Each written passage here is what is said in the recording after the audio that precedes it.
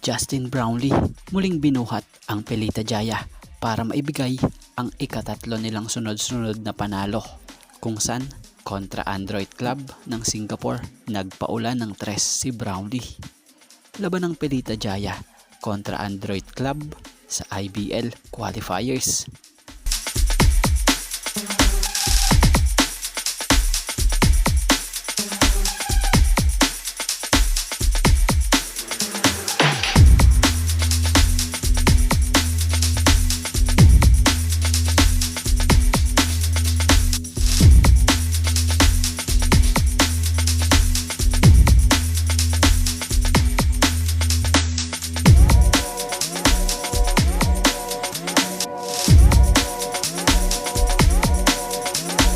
Natapos ang first half, hawak ng Pelita Jaya ang kalamangan sa score na 32-45.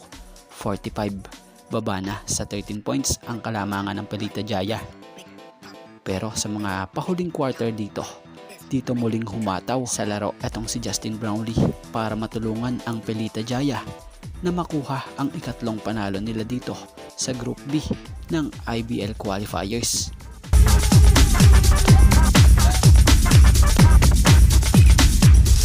Natapos ang laro, panalo ang Pelita Jaya kontra Android sa final score na 64-82. Tambak malala ang Android dito.